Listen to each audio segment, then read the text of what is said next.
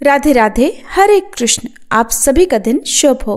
आज दिनांक है 15 नवंबर, दिन है शनिवार और आज है मार्गशीर्ष मास के कृष्ण पक्ष की उत्पन्ना एकादशी। और आप सभी को उत्पन्ना एकादशी की भी बहुत बहुत शुभकामनाएं। एकादशी तिथि आज पूरा दिन रहने के बाद अगले दिन सुबह 2:37 पर समाप्त होगी और आज ब्रह्म मुहूर्त का समय रहेगा सुबह 5:09 से 5:57 तक। सूर्योदय होगा सुबह 6:44 पर, सूर्यास्त होगा शाम 5:38 पर। राहु काल सुबह 9 बजे से 10:30 बजे तक रहेगा। आज सुनिए मार्गशीर्ष मास महात्म्य का 10वां अध्याय और उससे पहले हम हर दिन की तरह सुनेंगे सीता नित्यनेम की कहानी और मां अन्नपूर्णा की कथा। इस कहानी को सीता माता कहती थी और प्रभु श्री राम सुना करते थे। एक दिन श्री राम भगवान को किसी काम के लिए बाहर जाना पड़ा तो सीता माता कहने लगी कि भगवान, मेरा तो 12 वर्ष का नित्यनेम है, अब आप बाहर जाएंगे तो मैं अपनी कहानी किसे सुनाऊंगी। तब श्री राम ने कहा कि सीते, आप कुएं की पाल पर जाकर बैठ जाना और वहां पर जो भी औरतें पानी भरने आएंगी उन्हें अपनी कहानी सुना दिया करना। सीता माता कुएं की पाल पर जाकर बैठ गई। तभी एक स्त्री आई। उसने रेशम की जरी की साड़ी पहन रखी थी और सोने का घड़ा ले रखा था। सीता माता उसे देखकर कहने लगी, बहन, मेरा 12 वर्ष का नित्यनेम सुन लो। पर वह स्त्री बोली कि मैं तुम्हारा नित्यनेम सुनूंगी तो मुझे तो घर जाने में देर हो जाएगी और मेरी सास मुझसे झगड़ा करेगी। इसलिए उसने कहानी नहीं सुनी और अपने घर चली गई। लेकिन उसके घर जाते ही उसकी रेशम जरी की साड़ी फट गई। सोने का घड़ा मिट्टी के घड़े में बदल गया।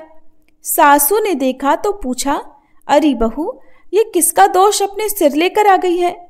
बहू बोली, माँ जी, कुएं पर एक औरत बैठी थी। उसने अपनी कहानी सुनने के लिए कहा, लेकिन मैंने नहीं सुनी। शायद उसी का ये फल मुझे मिला है। बहू की बात सुनकर अगले दिन वही साड़ी और वही घड़ा लेकर सास कुएं की पाल पर गई। सास को वहीं पर सीता माता बैठी मिली तो माता सीता ने कहा, बहन, मेरी कहानी सुन लीजिए। सासू बोली, एक बार छोड़, मैं तो 4 बार कहानी सुन लूंगी। तब सीता माता बोली, राम आए लक्ष्मण आए, देश के पुजारी आए, नित नेम का नेम लाए, आओ राम बैठो राम, तपी रसोई जीमो राम, माखन मिश्री खाओ राम, दूध पताशा पियो राम, सूत के पल का मोठो राम, शाल दुशाला पोठो राम, शाल दुशाला ओढ़ो राम, जब बोलूं राम ही राम, राम सवारे सबके काम, खाली घर भंडार भरेंगे, सबका बेड़ा पार करेंगे। श्री राम जय जय राम। सासू बोली, बहन, कहानी तो बहुत अच्छी लगी। फिर कहानी सुनकर सासू घर चली गई और उसकी साड़ी फिर से रेशम जरी की बन गई। मिट्टी का घड़ा भी फिर वापस से सोने के घड़े में बदल गया। बहू ने देखा तो कहने लगी, सासू माँ, आपने ये सब कैसे किया। सासू बोली, बहू, तू दोष लगाकर आई थी और मैं अब दोष उतार कर आ रही हूँ। बहू ने पूछा कि माँ जी, वह कुएं वाली स्त्री कौन है। सासू ने बताया कि वह तो सीता माता थी। वो पुराने से नया कर देती हैं, खाली घर में भंडार भर देती हैं। वह लक्ष्मी जी का वास घर में कर देती हैं और मनुष्य की जो भी इच्छा हो उसे पूर्ण कर देती हैं। बहू बोली, माँ जी, फिर तो ऐसी कहानी मुझे भी सुना दो। सास बोली कि ठीक है, तुम भी सुनो। फिर सास ने कहानी शुरू की। राम आए लक्ष्मण आए, देश के पुजारी आए, नित नेम का नेम लाए, आओ राम बैठो राम, तपी रसोई जीमो राम, माखन मिश्री खाओ राम, दूध बताशा पियो राम, सूत के पल का मोठो राम, शाल दुशाला पोठो राम, शाल दुशाला ओढ़ो राम, जब बोलूं राम ही राम, राम सवारे सबके काम, खाली घर भंडार भरेंगे, सबका बेड़ा पार करेंगे, बोलो श्री राम जय जय राम। कहानी सुनकर बहू बोली, माँ जी, कहानी तो बहुत अच्छी है। सासू ने कहा, ठीक है, अब से हम इस कहानी को रोज किया करेंगे। अब सास बहू रोज सवेरे उठती, नहाती धोती और पूजा करने के बाद नित्य नेम की सीता माता की कहानी कहती। एक दिन की बात है, उनके यहाँ पड़ोस की एक औरत आई और बोली कि बहन जरा सी आँच तो देना। तो बहू बोली कि आँच तो अभी हमने जलाई ही नहीं। पड़ोसन बोली तो फिर तुम सुबह 4 बजे से उठकर क्या कर रही हो? तो उन्होंने कहा कि हम तो सुबह सुबह उठकर पूजा करते हैं, फिर सीता माता की नित्य नेम की कहानी कहते हैं। पड़ोसन ने उनकी बात सुनकर फिर कहा कि सीता माता की कहानी कहने से तुम्हें क्या मिला? तब वे दोनों बोली कि सीता माता की कहानी कहने से घर में भंडार भर जाते हैं, सारे काम पूर्ण हो जाते हैं, मन की इच्छा भी पूरी होती है। पड़ोसन ने कहा बहन अगर ऐसा है तब तो फिर मुझे भी कहानी सुना दो। तब बहू बोली कि ठीक है, तुम भी ये कहानी सुन लो। राम आए लक्ष्मण आए, देश के पुजारी आए, नित नेम का नेम लाए। आओ राम बैठो राम, तपी रसोई जीमो राम, माखन मिश्री खाओ राम, दूध बताशा पियो राम, सूत के पल का मोठो राम, शाल दुशाला पोठो राम, शाल दुशाला ओढ़ो राम। जब बोलू राम ही राम, राम सवारे सबके काम, खाली घर भंडार भरेंगे, सबका बेड़ा पार करेंगे, श्री राम जय जय राम। पड़ोसन ने इस कहानी को सुना तो कहने लगी बहन कहानी तो बहुत अच्छी लगी। अब वह पड़ोसन भी नित्यनेम सीता माता की कहानी कहने लगी। कहानी कहने से सीता माता ने पड़ोसन के भी धन के भंडार भर दिए। देखते ही देखते अब तो पूरे मोहल्ले में नित्यनेम की कथा चल पड़ी और हर किसी की मनोकामना पूर्ण होने लगी। हे सीता माता, जैसे आपने उन सभी के भंडार भरे वैसे ही हमारे भी भरना। कहानी कहने वाले, सुनने वाले और हुंकार भरने वाले सबके भरना। सभी प्रेम से बोलिए सीता मैया की जय। माँ अन्नपूर्णा व्रत की कथा के अनुसार प्राचीन समय की बात है। काशी निवासी धनंजय की पत्नी का नाम सुलक्षणा था। उसे अन्य सभी सुख प्राप्त थे, केवल निर्धनता ही उनके दुख का एकमात्र कारण थी और यही दुख उसे हर समय सताता था।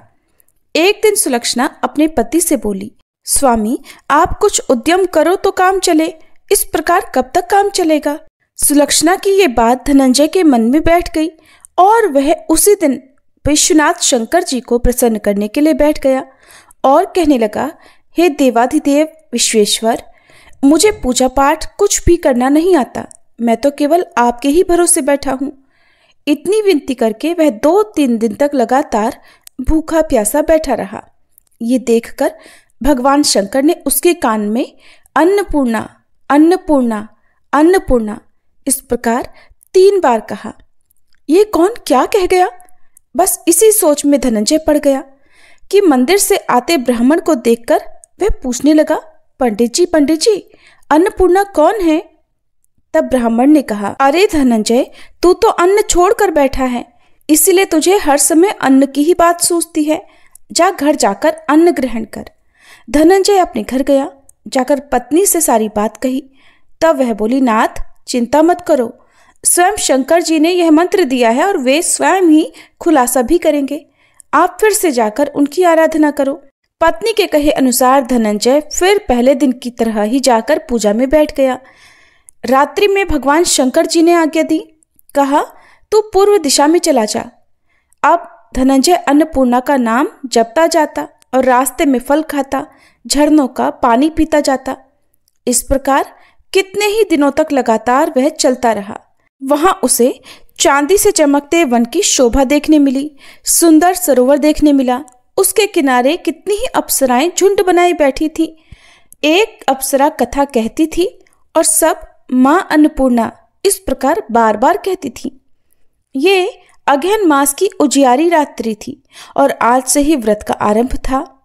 जिस शब्द की खोज करने वह निकला था वहां उसे वही शब्द सुनने को मिला। धनंजय ने तब उनके पास जाकर धीरे से पूछा, हे देवियों, आप ये सब क्या कर रही हो? तब उन सब ने कहा, हम सब मां अन्नपूर्णा का व्रत कर रही हैं। व्रत करने से क्या होता है और क्या ये व्रत किसी ने किया भी है? इसे कब किया जाए, कैसे किया जाए और इसकी कैसी विधि है? मुझसे भी कहो। धनंजय के कहने पर वे अप्सराएं कहने लगी, इस व्रत को कोई भी कर सकता है, 21 दिन व्रत करने के लिए 21 गांठ वाला सूत लेना। 21 दिन यदि ना कर पाए तो एक दिन का ही उपवास करें, और ये भी ना करें तो केवल कथा सुनकर ही प्रसाद ले लें। निराहार रहकर कथा कहें। कथा सुनने वाला कोई ना मिले तो पीपल के पत्तों को रखकर सुपारी या घृत कुमारी यानी ग्वार पाठ को वृक्ष के सामने रखकर दीपक को साक्षी बनाकर सूर्य, गाय, तुलसी या महादेव को बिना कथाएं सुनाए मुख में अन्न मत डालना। यदि भूल से कुछ पड़ जाए तो एक दिवस फिर उपवास करें। व्रत के दिन क्रोध ना करें और झूठ ना बोलें। अप्सराओं के द्वारा विधि बताने पर धनंजय बोला, फिर बताइए इस व्रत के करने से क्या होगा? तब वे कहने लगी, इसके करने से अंधे को नेत्र मिल जाता है, लूलों को हाथ मिल जाता है, निर्धन के घर धन के भंडार भर जाते हैं, बांझन को संतान मिलती है, मूर्ख को विद्या मिलती है, और जो जिस कामना से व्रत को करता है माँ उसकी वह हर कामना पूर्ण करती है। धनंजय कहने लगा, बहनों, मेरे घर में भी धन नहीं है, विद्या नहीं है, कुछ भी तो नहीं है मेरे पास। मैं तो दुखिया ब्राह्मण हूं, मुझे इस व्रत का सूत दोगी क्या? हाँ भाई, तेरा कल्याण हो, हम तुझे सूत देंगी, ले इस व्रत का मंगल सूत ले ले। तब धनंजय ने उन अप्सराओं से सूत लेकर व्रत को किया। व्रत पूरा हुआ। तभी सरोवर में से 21 खंड की स्वर्ण सीढ़ी हीरा मोती जड़ी हुई प्रकट हुई। धनंजय जय अन्नपूर्णा कहता जाता था। इस प्रकार जाने कितनी ही सीढ़ियां वह उतरता गया। तब अंदर जाकर उसने क्या देखा कि करोड़ों सूर्यों से प्रकाशमान मां अन्नपूर्णा का मंदिर है। उसके सामने स्वर्ण सिंहासन पर मां अन्नपूर्णा विराजमान है। सामने भिक्षा हेतु शंकर भगवान खड़े हैं। देवांगनाएं चवर डुला रही हैं। कितने ही हथियार बांधे पहरा दे रही हैं। धनंजय दौड़कर मां जगदम्बा के चरणों में गिर पड़ा। देवी उसके मन का दुख जान गई। धनंजय हाथ जोड़कर कहने लगा, माता, आप तो अंतर्यामिनी हैं, आपको मैं अपनी दशा भला क्या बताऊं, आप तो सब कुछ जानती हैं।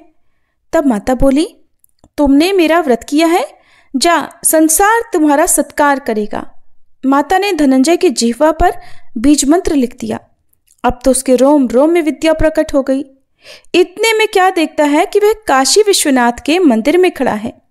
मां का वरदान लेकर धनंजय घर आया। अपनी पत्नी सुलक्षणा से सारी बात कही। माताजी की कृपा से उसके घर में धन संपत्ति उमड़ने लगी। छोटा सा घर बहुत बड़ा गिना जाने लगा। जैसे शहद के छत्ते में मक्खियां जमा हो जाती हैं, उसी प्रकार अनेक सगे संबंधी आ आकर उसकी पढ़ाई करने लगे। कहने लगे, इतना धन और इतना बड़ा घर, सुंदर संतान नहीं है तो फिर इस कमाई को कौन भोगेगा? सुलक्षणा से तो कोई संतान हुई नहीं, इसलिए तुम दूसरा विवाह कर लो। अनिच्छा होते हुए भी धनंजय को दूसरा विवाह करना पड़ा और सती सुलक्षणा को सौतन का दुख झेलना पड़ा। इस प्रकार धीरे धीरे दिन बीतते गए। फिर अगहन मास आया। नए बंधन से बंधे पति से सुलक्षणा ने कहलवाया कि इस व्रत के प्रभाव से ही हम सुखी हुए हैं, इस कारण यह व्रत छोड़ना नहीं चाहिए। ये माताजी का प्रताप है जो हम इतने संपन्न और सुखी हुए हैं। सुलक्षणा की बात सुनकर धनंजय उसके यहाँ आया और व्रत में बैठ गया। नई बहू को इस व्रत के बारे में कुछ भी पता नहीं थी। वो तो धनंजय के वापस घर लौटने की राह देख रही थी। दिन बीतते गए और व्रत पूर्ण होने में केवल 3 दिन बाकी थे कि तभी नई बहू को खबर मिल गई। उसके मन में ईर्ष्या की ज्वाला दहक रही थी। वह सुलक्षणा के घर आ धमकी और उसने वहां भगदड़ मचा दी और वह मारे क्रोध के धनंजय को अपने साथ लिवा ले गई। नए घर में धनंजय को थोड़ी देर के लिए निद्रा ने आ दबाया। वह गहरी नींद सो गया और ठीक उसी समय नई बहू ने उसका व्रत का सूत तोड़कर आग में फेंक दिया। अब तो माताजी का कोप जाग गया। इधर माता क्रोधित हुई और उधर उसके घर में अचानक आग लग गई। सब कुछ जलकर खाक हो गया। सुलक्षणा जान गई और पति को फिर अपने घर ले आई। नई बहू रूठकर अपने पिता के घर जा बैठी। पति को परमेश्वर मानने वाली सुलक्षणा बोली, नाथ, घबराना नहीं, माताजी की कृपा अलौकिक है। पुत्र कुपुत्र हो जाता है पर माता कभी कुमाता नहीं होती। इसलिए आप श्रद्धा और भक्ति से आराधना शुरू करो, वे हमारा कल्याण जरूर करेंगी। धनंजय फिर माता के पीछे पड़ गया। फिर वही सरोवर सीढ़ी प्रकट हुई और उसमें वह मां अन्नपूर्णा कहकर उतर गया।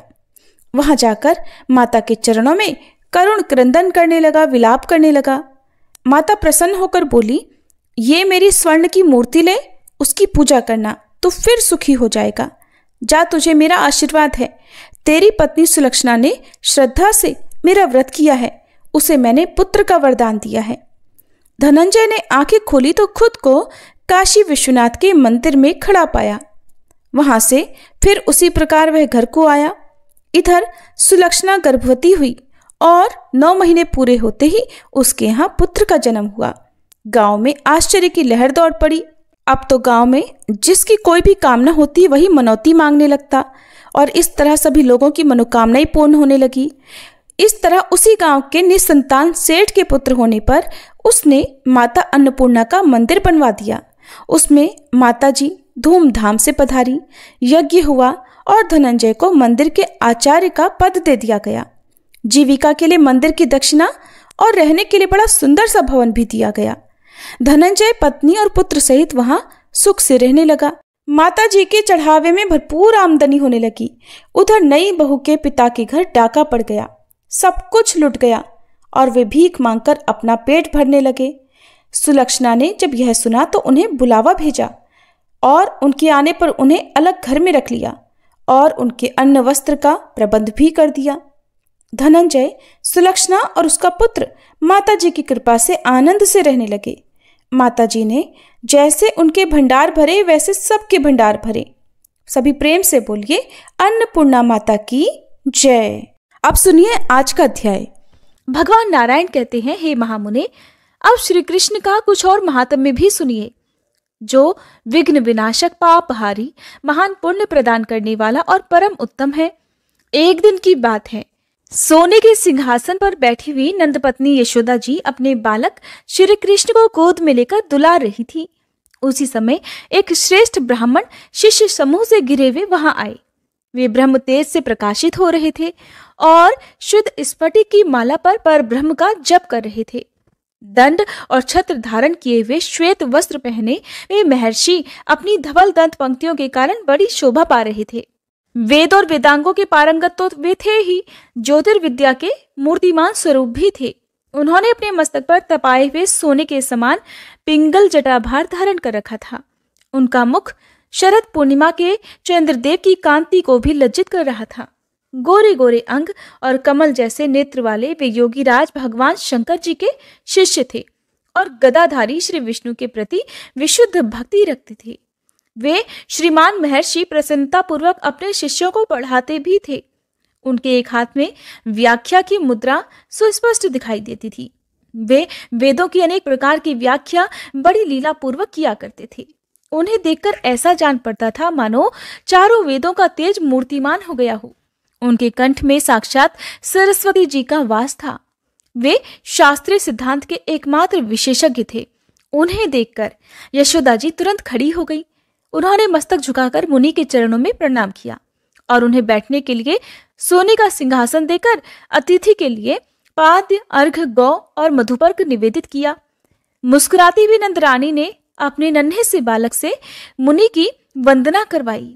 मुनि ने भी मन ही मन श्री हरि को अर्थात बालक कृष्ण को 100 बार प्रणाम किया। फिर बड़ी ही प्रसन्नता से वेद मंत्रों के अनुकूल भरपूर आशीर्वाद भी दिया। यशोदा जी ने मुनि के शिष्यों को भी प्रणाम किया और भक्तिभाव से उन सब के लिए अलग अलग पाद्य अर्पित किए। उन शिष्यों ने भी यशोदा जी को भरपूर आशीर्वाद दिया। मुनि अपने शिष्यों के साथ पैर धोकर जब सिंहासन पर बैठे तब सती साध्वी यशोदा जी अपने नन्हे बालक को गोद में लेकर भक्ति भाव से मस्तक झुकाकर दोनों हाथ जोड़कर मुनि के आने का कारण पूछने को तत्पर हुई। वे कहने लगी, मुने, आप स्वात्माराम महर्षि हैं। आपसे कुशल मंगल पूछना यद्यपि उचित नहीं है, फिर भी इस समय मैं आपका कुशल समाचार पूछ रही हूँ। अबला तो बुद्धि ही ना होती है, इसलिए आप मेरे इस दोष को क्षमा कर देंगे। साधु पुरुष तो सदा ही मूर्ख मनुष्यों के दोषों को क्षमा कर देते हैं। फिर अंगिरा, अत्रि, मरीचि और गौतम आदि बहुत से ऋषि मुनियों के नाम लेकर यशोदा जी ने पूछा, प्रभो, इन पुण्य श्लोक महात्माओं में से आप कौन हैं? कृपया मुझे बताइए, मैं आपको नहीं जानती। यद्यपि मैं आपसे उत्तर पाने के योग्य भी नहीं हूं, फिर भी आप मुझे मेरी पूछी हुई बात बताइए। आप जैसे महात्मा पुरुष प्रसन्न मन से शिशु को आशीर्वाद देने योग्य हैं। निश्चय ही ब्राह्मणों का आशीर्वाद तत्काल पूर्ण और मंगलकारी होता है। ऐसा कहकर यशोदा जी भक्तिभाव से मुनि के सामने खड़ी हो गई। यशोदा जी ने नंदराय जी को बुलाने के लिए चर भेजा। यशोदा जी की पूर्वोक्त बातें सुनकर मुनिवर गर्ग हंसने लगे। उनके शिष्य समूह भी हास्य की छटा से दसों दिशाओं को प्रकाशित करते हुए बड़ी जोर जोर से हंस पड़े। तब उन शुद्ध बुद्धि महामुनि गर्ग ने यथार्थ हितकर नीति युक्त और अत्यंत आनंददायक बात यशोदा जी से कही। श्री गर्ग जी बोले, देवी, तुम्हारा ये समयोचित वचन अमृत के समान मधुर है। जिसका जिस कुल में जन्म होता है उसका स्वभाव भी वैसा ही हो जाता है। समस्त गोप रूपी कमल वनों के विकास के लिए गोपराज गिरिभानु सूर्य के समान है। उनकी पत्नी का नाम सती पद्मावती है, जो साक्षात लक्ष्मी जी के समान है, और उन्हीं की कन्या तुम यशोदा हो, जो अपने यश की वृद्धि करने वाली हो। भद्रे, नंद और तुम जो कुछ भी हो वो मुझे ज्ञात है, और ये बालक जिस प्रयोजन से, जिस उद्देश्य से इस धरती पर प्रकट हुआ है, इस धरती पर अवतीर्ण हुआ है, वह सब भी मैं जानता हूँ। निर्जन स्थान में नंद के समीप मैं सारी बातें बताऊंगा। मेरा नाम गर्ग है। मैं चिरकाल से यदुकुल का पुरोहित हूँ। वसुदेव जी ने मुझे यहाँ एक ऐसे कार्य के लिए भेजा है जिसे दूसरा कोई नहीं कर सकता। इसी बीच में गर्ग जी का आगमन सुनते ही नंद जी भी वहां आ पहुंचे। उन्होंने मुनि को दंडवत प्रणाम किया, साथ ही उनके शिष्यों को भी मस्तक झुकाया। उन सब ने उन्हें आशीर्वाद दिए। इसके बाद गर्ग जी आसन से उठे और नंद यशोदा जी को साथ लेकर सुरम्य अंतःपुर में गए। उस निर्जन स्थान में गर्ग जी, नंद और पुत्र सहित यशोदा जी, बस इतने ही लोग रह गए थे। उस समय गर्ग जी ने ये गूढ़ रहस्य कहा। श्री गर्ग जी बोले, नंद, अब मैं तुम्हें मंगलकारी वचन सुनाता हूँ। वसुदेव जी ने जिस उद्देश्य से मुझे यहाँ भेजा है उसे सुनो। वसुदेव जी ने सूतिकागार में आकर अपना पुत्र तुम्हारे यहाँ रख दिया है, और तुम्हारी कन्या वे मथुरा को ले गए हैं। ऐसा उन्होंने कंस के भय से किया है, और ये पुत्र वसुदेव का है, और जो इससे भी ज्येष्ठ है वह भी उन्हीं का है। ये निश्चित बात है।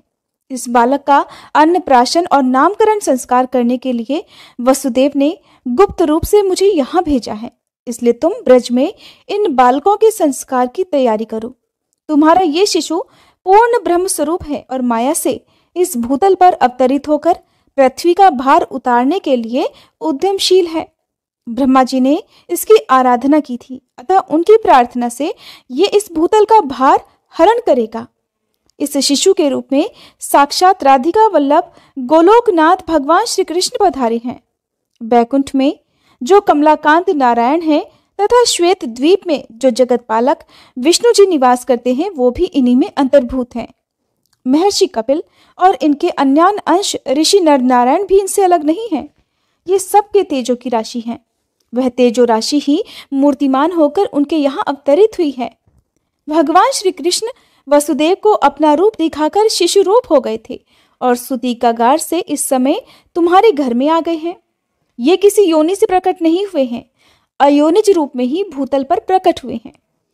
इन श्रीहरि ने माया से अपनी माता के गर्भ को वायु से पूर्ण कर रखा था, फिर स्वयं प्रकट होकर अपने उस दिव्य रूप का वसुदेव जी को दर्शन कराया और फिर शिशु रूप होकर वे यहाँ आ गए। हे गोपराज, युग युग में इनका अलग अलग वर्ण और नाम भी है। ये पहले श्वेत, रक्त और पीत वर्ण के थे, इस समय कृष्ण वर्ण होकर यहाँ प्रकट हुए हैं। सतयुग में इनका वर्ण श्वेत था। ये तेज पुंज से ढके होने के कारण अत्यंत प्रसन्न जान पड़ते थे।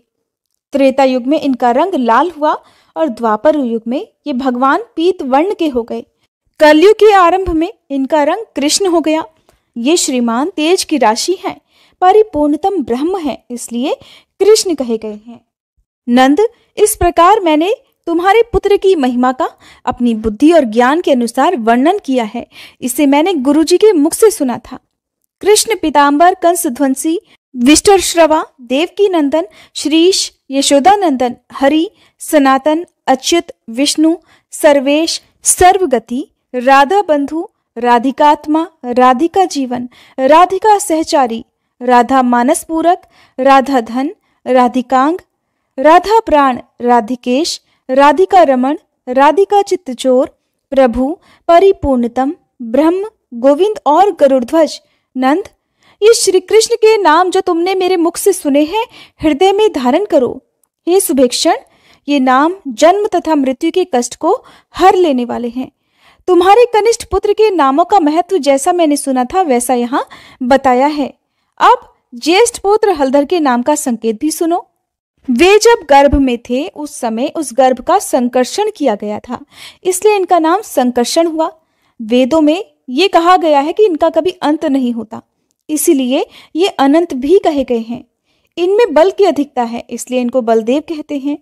हल धारण करने से इनका नाम हली हुआ है। नील रंग का वस्त्र धारण करने से इन्हें क्षितिवाशा अर्थात नीलांबर भी कहते हैं। ये मूसल को आयुध बनाकर रखते हैं, इसलिए मुसली भी कहे गए हैं। रेवती के साथ इनका विवाह होगा, इसलिए ये साक्षात रेवती रमण है। रोहिणी के गर्भ में वास करने से इन महाबुद्धिमान संकर्षण को रोहिणे कहा गया है। इस प्रकार ज्येष्ठ पुत्र का नाम जैसा मैंने सुना था वैसा बताया है। नंद, अब मैं अपने घर को जाऊंगा, तुम भी अपने भवन में सुपूर्वक रहो। ब्राह्मण की ये बात सुनकर नंद जी स्तब्ध रह गई। यशोदा जी भी निश्चेष्ट हो गई और वह बालक स्वयं हंसने लगा। तब नंद जी ने गर्ग जी को प्रणाम करके दोनों हाथ जोड़ लिए और बड़े भक्तिभाव से मस्तक झुकाकर बड़े विनय से कहा, ब्राह्मण, अगर आप चले गए तो कौन महात्मा इस कर्म को कराएंगे, इसलिए आप स्वयं ही शुभ दृष्टि करके इन बालकों का नामकरण और अन्नप्राशन संस्कार भी कराइए। राधा बंधु से लेकर राधा प्राणाधिक तक जो नाम समूह बताए गए हैं, उनमें जो राधा नाम आया है वे राधा कौन है और किसकी पुत्री है? नंद जी की ये बात सुनकर मुनिवर गर्ग हंसने लगे और बोले, ये परम निगूढ़ तत्व और रहस्य की बात है जिसे मैं तुम्हें बताऊंगा। गर्ग मुनि बोले, नंद सुनो, मैं पुरातन इतिहास बता रहा हूँ। ये वृतांत पहले गोलोक में घटित हुआ था, उसे मैंने भगवान शंकर के मुख से सुना है। किसी समय गोलोक में श्री दामा का राधा के साथ लीला प्रेरित कलह हो गया। उस कलह के कारण श्री दामा के श्राप से लीलावश गोपी राधा को गोकुल में आना पड़ा है। इस समय वे वृषभानु गोप की बेटी हैं और कलावती उनकी माता हैं। राधा श्री कृष्ण के अर्धांग से प्रकट हुई हैं और वे अपने स्वामी के अनुरूप ही परम सुंदरी सती हैं। ये राधा गोलोक वासिनी है, परंतु इस समय श्री कृष्ण की आज्ञा से ही यहाँ अयोनिज संभवा होकर प्रकट हुई हैं। यही देवी मूल प्रकृति ईश्वरी हैं। इन सती साध्वी राधा ने माया से माता के गर्भ को वायु से भरकर वायु के निकलने के समय स्वयं शिशु विग्रह धारण कर लिया। ये साक्षात कृष्ण माया है और श्री कृष्ण के आदेश से पृथ्वी पर प्रकट हुई हैं। जैसे शुक्ल पक्ष में चंद्रमा की कला बढ़ती रहती है, उसी प्रकार ब्रज में राधा बढ़ रही हैं। श्री कृष्ण के तेज के आधे भाग से वे मूर्ति मती हुई हैं। एक ही मूर्ति दो रूपों में बट गई है। इस भेद का निरूपण वेद में किया गया है। ये स्त्री हैं, वे पुरुष हैं, और किंचित वे ही स्त्री हैं और ये पुरुष हैं। इसका स्पष्टीकरण नहीं हो पाता। दो रूप हैं और दोनों ही स्वरूप गुण और तेज की दृष्टि से एक जैसे हैं। पराक्रम, बुद्धि, ज्ञान और संपत्ति की दृष्टि से भी उनमें कुछ भी कमी या अधिक नहीं है, किंतु वे गोलोक से यहाँ पहले आई हैं, इसलिए वे अवस्था में श्री कृष्ण से कुछ बड़ी हैं। श्री कृष्ण सदा राधा का ध्यान करते हैं और राधा भी अपने प्रियतम का निरंतर स्मरण करती हैं। राधा श्री कृष्ण के प्राणों से बनी हुई हैं और ये श्री कृष्ण राधा के प्राणों से मूर्तिमान हुए हैं। श्री राधा का अनुसरण करने के लिए ही इनका गोकुल में आगमन हुआ है। पूर्व काल में गोलोक में श्री हरि ने जो प्रतिज्ञा की थी, उसे सार्थक बनाने के लिए कंस के भय का बहाना लेकर इनका गोकुल में आगमन हुआ है। केवल प्रतिज्ञा का पालन करने के लिए ही ये ब्रज में आए हैं। भय तो छलना मात्र है। जो भय के भी स्वामी है, भला उन्हें किसी से भय हो सकता है? साम वेद में राधा शब्द की व्युत्पत्ति बताई गई है। पहले नारायण देव ने अपने नाभि कमल पर बैठे हुए ब्रह्मा जी को यह व्युत्पत्ति बताई थी। फिर ब्रह्मा जी ने ब्रह्मलोक में भगवान शंकर को इसका उपदेश दिया। फिर पूर्व काल में कैलाश शिखर पर विराजमान महेश्वर ने मुझे वह उपदेश दिया जो देवताओं के लिए भी दुर्लभ है। अब मैं इसका वर्णन करता हूँ।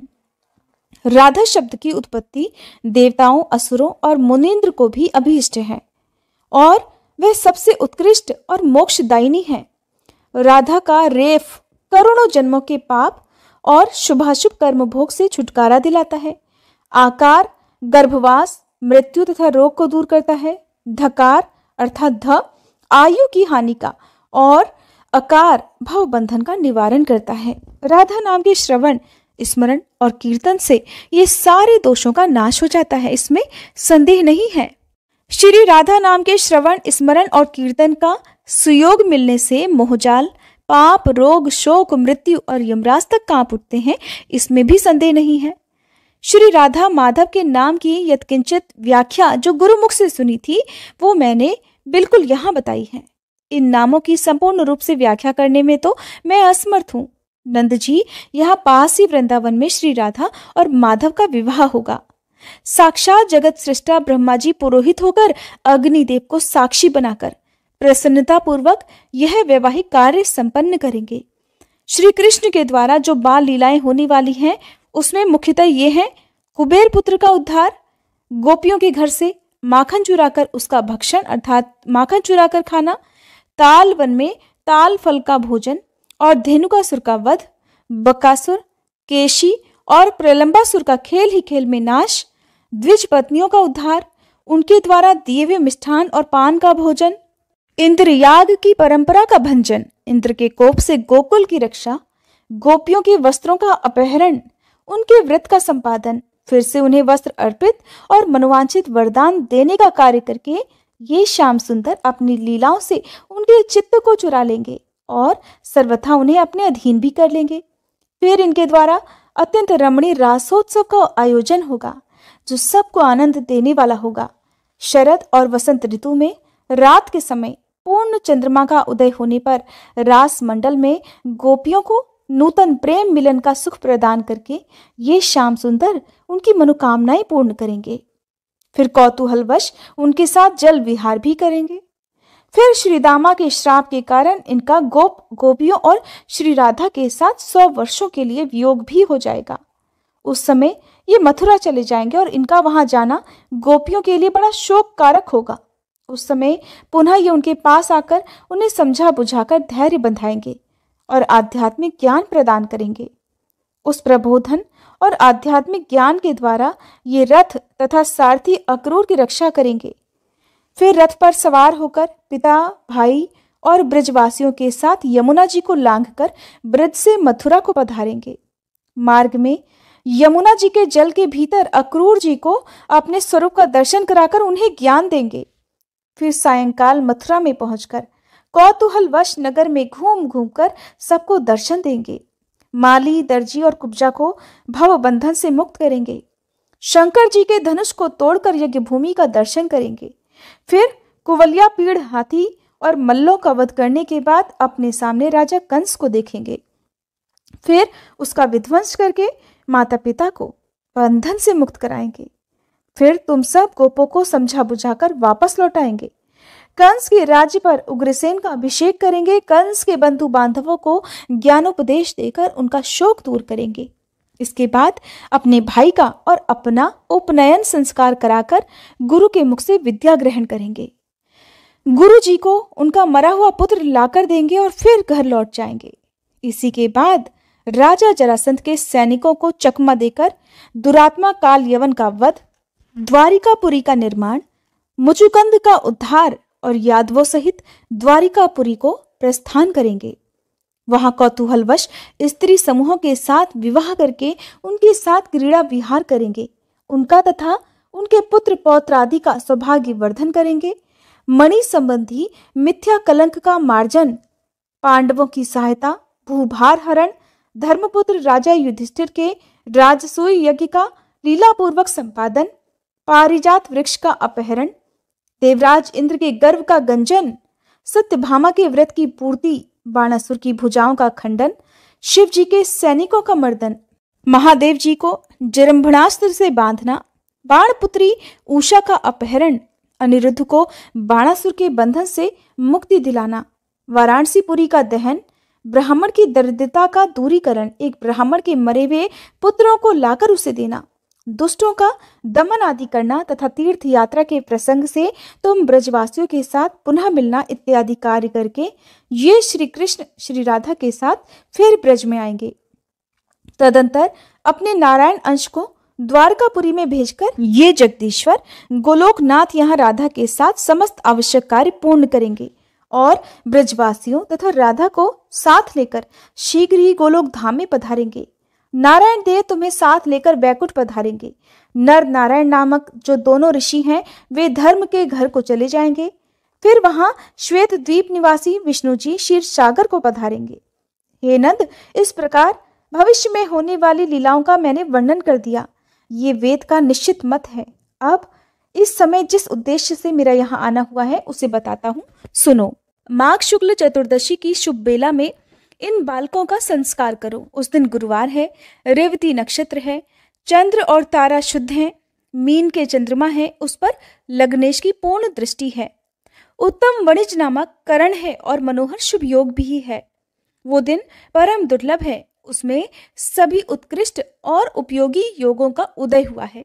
इसलिए पंडितों के साथ विचार करके उसी दिन प्रसन्नता पूर्वक संस्कार कर्म का संपादन करो।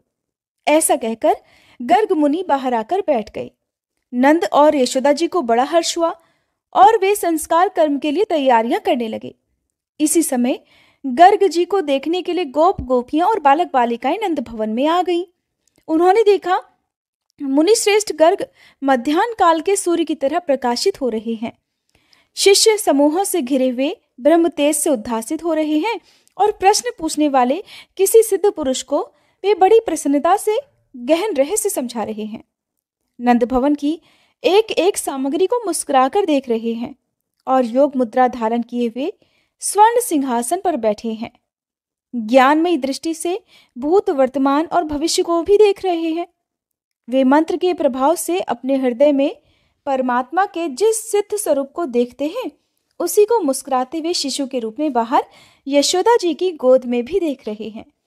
महेश्वर के बताए हुए ध्यान के अनुसार जिस रूप का उन्हें साक्षात्कार हुआ था उसी पूर्णकाम परमात्म स्वरूप का अत्यंत प्रीतिपूर्वक दर्शन करके नेत्रों से आंसू बहाते हुए वे पुलकित शरीर और मन से भक्ति के सागर में डूबे हुए दिखाई देते थे।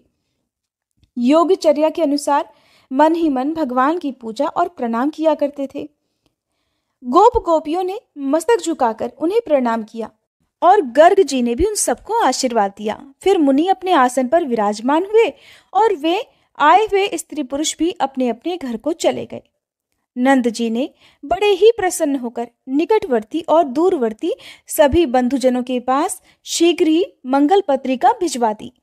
इसके बाद उन्होंने दूध, दही, घी, गुड़, तेल, शहद, माखन, चीनी के शरबत से भरी हुई बहुत सी नहरें लीलापूर्वक तैयार कराईं। इसके बाद उन्होंने अगहनी के चावलों से ऊंचे ऊंचे पर्वतों के ढेर लगवाए। चिवरों के 100 पर्वत, नमक के 7, शक्कर के 7, लड्डुओं के 7 और पके फलों के 16 पर्वत खड़े करा दिए। जौ, गेहूं के आटे के पके हुए लड्डू, पिंड, मोदक और स्वास्तिक मिष्ठान विशेष, इन सब के भी बहुत सारे पर्वत खड़े करवा दिए। अब जरा एक नजर नंद जी की तैयारियों पर भी डाल लीजिए जो अपने बालक के संस्कार से पहले उन्होंने कराए थे। उन्होंने बहुत सारे सुवासित जल के चौड़े चौड़े कुंड भी भरवाए जिनमें चंदन, अगरू और केसर मिलाए गए थे। नंद जी ने कौतूहलवश तरह तरह के रत्न, तरह तरह के स्वर्ण, रमणी, मोती, मूंगे, अनेक प्रकार के मनोहर वस्त्र और आभूषण भी पुत्र के अन्नप्राशन संस्कार के लिए संचित किए थे। आंगन को झाड़ बुहार कर बड़ा सुंदर बनाया गया था।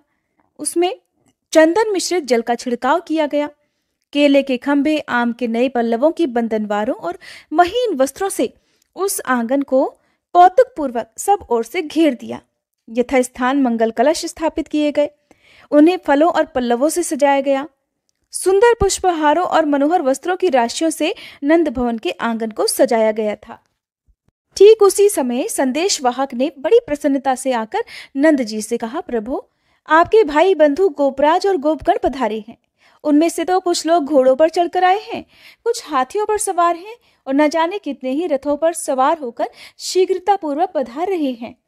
रत्नमय अलंकारों से विभूषित कितने ही राजपुत्रों का भी यहाँ शुभागमन हो गया है। पत्नी और सेवकों सहित गिरि भानु जी भी पधारे हैं। उनके साथ 4-4 लाख रथ और हाथी हैं। घोड़े और शिविकाओं की संख्या 1-1 करोड़ है।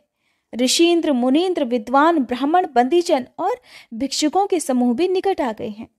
गोप और गोपियों की गणना करने में तो भला कौन समर्थ हो सकता है। नंद जी, आप क्यों ना स्वयं बाहर चलकर देखें। आंगन में खड़े हुए दूत ने जब ऐसी बात नंद जी से कही, तब उसे सुनकर ब्रजराज नंद जी स्वयं ही उन समागत अतिथियों के पास आए। उन सबको साथ लेकर उन्होंने आंगन में बिठाया और तत्काल ही उनका पूजन किया। ऋषि आदि के समुदाय को उन्होंने धरती पर माथा टेक कर प्रणाम किया। फिर एकाग्र चित्त होकर उन सब के लिए पाद्य आदि समर्पित किए। उस समय नंद गोकुल तरह तरह की वस्तुओं और गोप बंधुओं से भर गया था। वहां कोई किसी के शब्द को नहीं सुन सकता था। साक्षात कुबेर ने श्री कृष्ण की प्रसन्नता के लिए वहां 3 मुहूर्त तक सोने की वर्षा करके गोकुल को सोने से भी भर दिया। नंद जी की ये संपत्ति देखकर उनके भाई बंधु लज्जा से नतमस्तक हो गए। उन्होंने अपने कौतूहल को छिपा लिया। नंद जी ने नित्य कर्म करके पवित्र होकर 2 धुले वस्त्र धारण किए। चंदन, अगरू, कस्तूरी और केसर से अपने मस्तक आदि अंगों में तिलक किया। इसके बाद गर्ग जी और मुनीश्वरों की आज्ञा लेकर ब्रजेश्वर नंद दोनों पैर धोकर सोने के मनोहर पीढ़े पर बैठ गए। उन्होंने श्री हरि का स्मरण करके आचमन किया।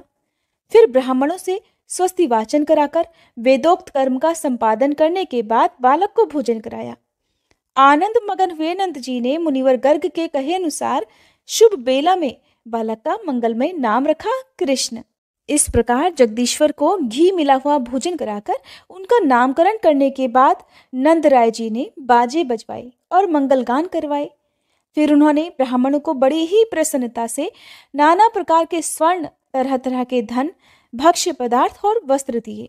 बंदीजनों और भिक्षुकों को इतनी अधिक मात्रा में उन्होंने सोना बांटा कि सोने के भार से आक्रांत होने के कारण वे सब के सब चल भी नहीं पा रहे थे। ब्राह्मणों, बंधुजनों और खासकर भिक्षुकों को भी उन्होंने पूर्णतया मनोहर मिष्ठान्न का भोजन कराया। उस समय नंद गोकुल में बड़े जोर जोर से निरंतर यही शब्द सुनाई देता था कि दो और दो, खाओ खाओ। परिपूर्ण रत्न, वस्त्र, आभूषण, मूंगे, स्वर्ण, मणिसार और विश्वकर्मा जी के बनाए हुए मनोहर स्वर्ण पात्र वहां ब्राह्मणों को बांटे गए। ब्रजराज नंद ने गर्ग जी के पास जाकर विनय पूर्वक अपनी इच्छा प्रकट की और नम्रता पूर्वक उनके शिष्यों को और बचे हुए शेष द्विजों को स्वर्ण के अनेक भार पूर्ण मात्रा में प्रदान कर दिए। श्री नारायण जी कहते हैं, हे नारद, श्री कृष्ण को गोद में लेकर गर्ग जी एकांत स्थान में गए और बड़ी भक्ति और प्रसन्नता से उन परमेश्वर को प्रणाम करके उनकी स्तुति करने लगे।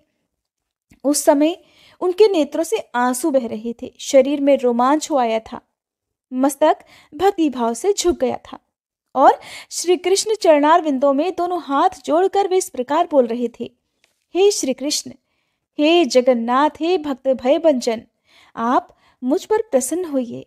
हे परमेश्वर, मुझे अपने चरण कमलों की दास्य भक्ति दीजिए। भक्तों को अभय देने वाले हे गोविंद, आपके पिताजी ने तो मुझे बहुत धन दिया है, किंतु उस धन से भला मेरा क्या प्रयोजन है। आप मुझे अपनी अविचल भक्ति प्रदान कर दीजिए। प्रभु, अणिमादि सिद्धियों में, योग साधनों में, अनेक प्रकार की मुक्तियों में, ज्ञान तत्व में मेरी तनिक भी रुचि नहीं है।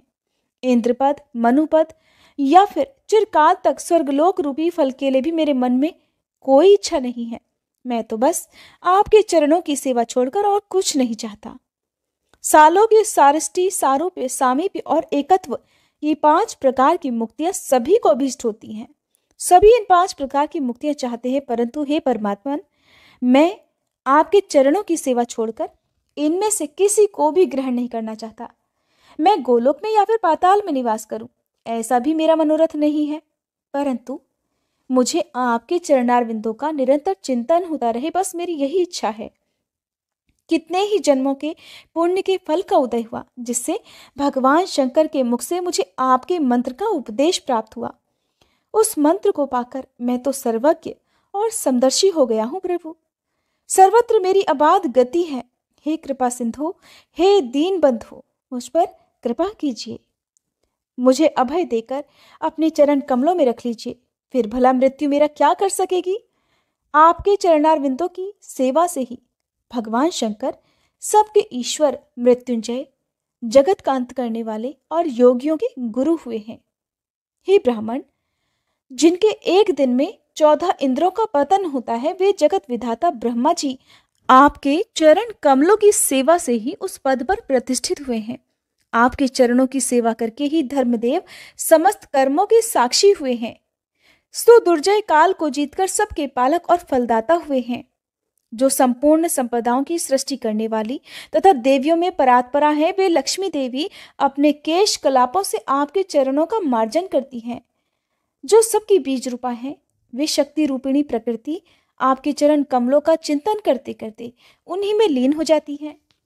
प्रभु, आपकी अंशभूता और आपके ही तुल्य तेजस्विनी राधा जी आपके वक्ष स्थल में स्थान पाकर भी आपके चरणों की सेवा करती हैं, फिर दूसरे की तो बात ही क्या है। हे प्रभु, जैसे शिव आदि देवता और लक्ष्मी जी आदि देवियां आपसे सनात हैं, उसी तरह मुझे भी सनात कर दीजिए, क्योंकि ईश्वर की सब पर समान कृपा होती है। नाथ, मैं घर को नहीं जाऊंगा, आपका दिया हुआ ये धन भी नहीं लूंगा, बस मुझ अनुरागी सेवक को अपने चरण कमलों की सेवा में रख लीजिए। इस प्रकार स्तुति करके गर्ग जी नेत्रों से आंसू बहाते हुए श्री कृष्ण के चरणों में गिर पड़े और जोर जोर से रोने लगे। उस समय भक्ति के उद्वेग से उनके शरीर में भारी रोमांच हो आया था। गर्ग जी की बात सुनकर भक्त वत्सल श्री कृष्ण हंस पड़े और बोले, मुझ में तुम्हारी अविचल भक्ति रहे।